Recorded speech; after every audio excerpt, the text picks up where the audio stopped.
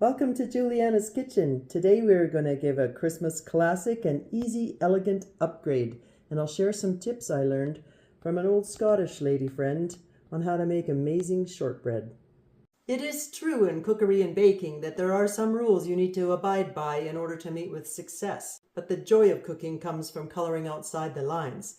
So I'm going to play it by the book for the shortbread recipe, which I was lucky enough to learn the secret hack from a wee old Scottish lady back in the day. I'm not going to tell you when or you'd know how old I was. And then I'm going to share with you my idea of how to take them to the next level of awesome flavor. So if you like the sounds of this and you want to know what we're up to, please hit that like button, subscribe, come along with me, and I will show you how. Let's get cooking. Before we put it all together, we have a little scullery duty to take care of. Step 1, we are going to zest a lemon. And then we want to juice that yummy lemon. And we'll just set the juice aside because we're going to need it for the icing. And then we're going to finely chop, a half a cup of dried cranberries. We want them in tiny, tiny little pieces. So I think it's easier to do with a big gun. Use a big knife instead of those little teeny ones.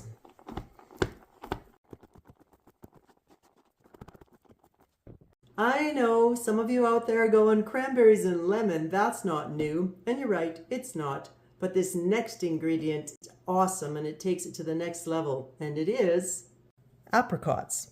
So 8 dried apricots, that'll give you about a half a cup. And take the time to cut them as small as you can. Partly why I'm cutting them small is just because I like the little flavorful bits that you're going to have, a burst of cranberry and apricot and lemon in every bite.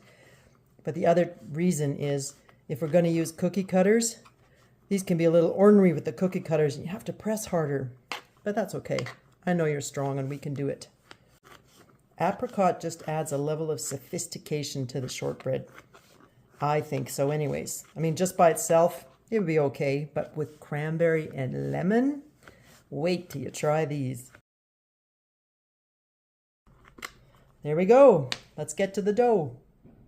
This is a really good time to preheat your oven. We want it at 300 degrees Fahrenheit. For the dough, I find it easiest to work with a big bowl. Less mess. So grab a big bowl and let's sift 2 cups of flour,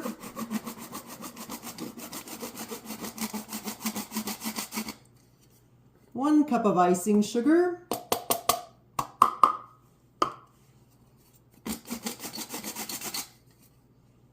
and 1 cup of cornstarch. This is pretty much the classic Scottish recipe. And the last ingredient we add if we're coloring inside the lines and keeping it pure Scottish shortbread is 1.5 cups of butter, cut in cubes like this. And here's where the wisdom of my old Scottish friend Peggy comes in. I tried to make shortbread by the book or by the recipe back in the day and it just never turned out the same. And I asked her, and this is her secret. These things, your God-given hands, literally, like wash your hands. And we are going to use our hands to mix the dough. And I swear, I don't know why. Maybe it's because we're injecting love into it while we're cooking. But it makes a difference in how your shortbread turns out. I wouldn't do this with those rubber gloves on, but you could try it if you want.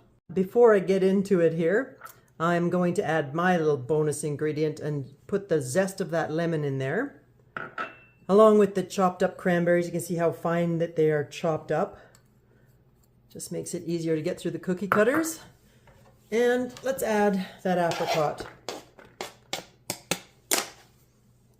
All right, the magic ingredients.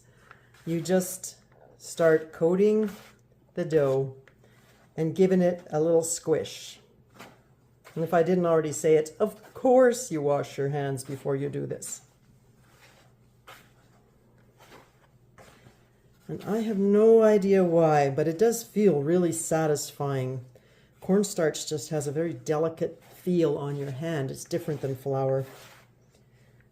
And you just keep squishing it until it's all nicely blended.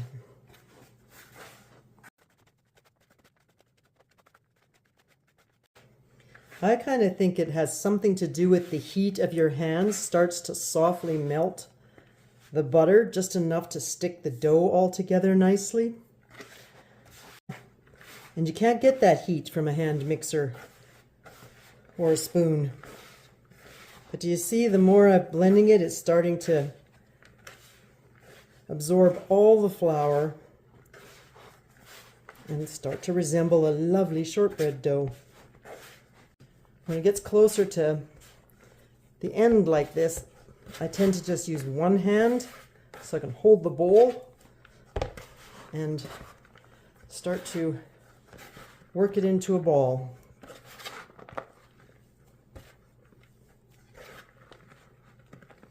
I guess you could do it with two hands, but I find it easier with one usually. We just want to work it enough to get it into a nice ball. And then we're going to roll it out, or you can even pat it out. Then we just want to work on a clean, lightly floured surface.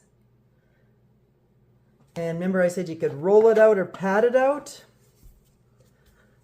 because I think traditional shortbread, they probably just patted it out to the right thickness that you want. And that's up to you, the thickness. Peggy always made hers, I'd say it was about a ½ inch thick, at least as thick as your finger. You can pat it out or roll it out. And because I'm going to make some fancy little Christmas trees with lemon drizzle icing on them to look like garland, I'm going to roll them out. But I'm still going to keep them pretty thick, because for some reason that just gives it a really good flavor when they're thicker versus thin shortbread. They take a bit longer to cook, but they're worth it. Okay, so that's probably about, I don't know, ½ inch thick or so. And I have this cute little Christmas tree cookie cutter. I don't remember where I found them, but I've had them for a while and I love them. And you can see if you don't put flour on them, they stick like that. So dip your cookie cutter in a little bit of flour before you press it in. And then it comes out easier. And because we put the fruit in, you can see the edges are chewy and stuff. Sometimes where there's a piece of fruit, you can just tuck that underneath so you have a nice little tree.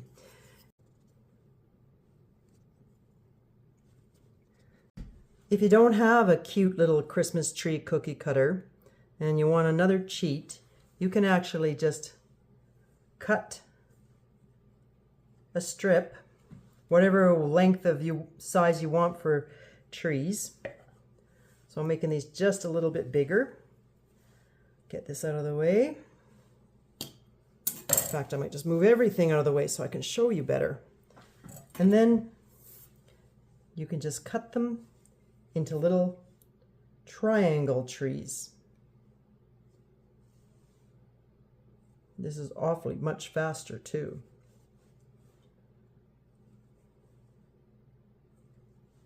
So there's your quickie Christmas tree hack. So this much dough makes about 6½ dozen of those little teeny trees. They're about 1.5 inches in size. And I'm going to pop them in the oven now for approximately 20 minutes. We want them in there at 300 degrees Fahrenheit till the bottoms are just golden. I didn't mention whether the pan was greased or ungreased, but that's because most modern day cookware is all the non-stick kind anyways. And if you want to know how traditional shortbread was made, it was actually on an ungreased pan made of metal, not those fancy ceramic dishes, but you can use those too. And let's get making some icing now so we're ready for when our Scottish shortbread is coming out of the oven. To make the lemon drizzle icing, it's really simple. You need about 1 teaspoon of butter and 2/3 a cup of icing sugar. And you just want to mix that up, which is kind of fun to do when you've got just a teeny little teaspoon of butter, but just do your best to get it in the icing sugar. It doesn't have to be perfectly mixed, because then we're just going to add a tablespoon of the lemon juice and mix it together.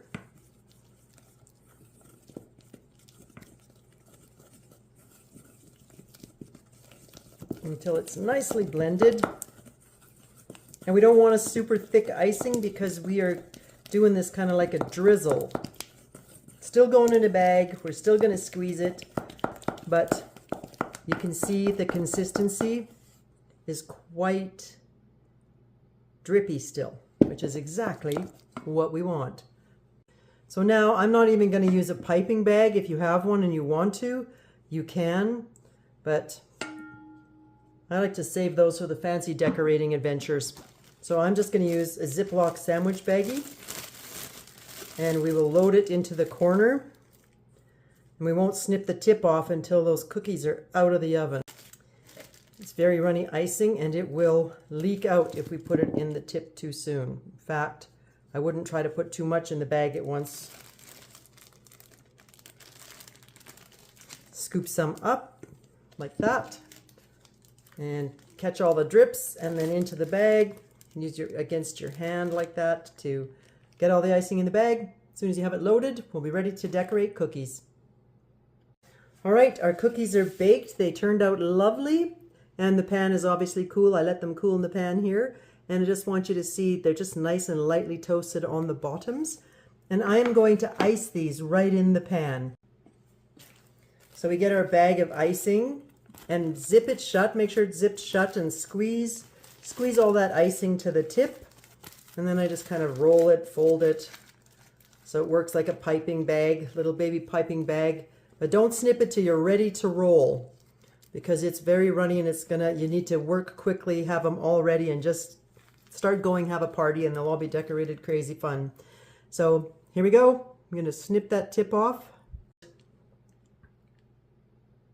Okay, good. It's not coming out as crazy as it does sometimes, which is perfect. That way you can actually see what I'm doing. So I start at the tip of the tree, and you just go left, right, till you get to the bottom. Just like you're making little garlands. And this just adds a lovely little hint of extra zingy lemon on them. And you could put food coloring in, but I kind of like how it's just white on white. They look so elegant. At least they do to me. So they all iced up lovely. And I'm just going to show you one more little trick I do. I like to leave them overnight for that icing to set and dry before I put them away in a container. Otherwise the icing gets smashed down.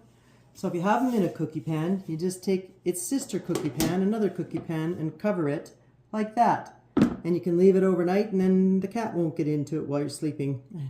Or maybe they will, so put a weight on top of here. Anyway, cover them and let them dry overnight. And you'll wake up the next morning with a little bite of Christmas magic to go with your coffee.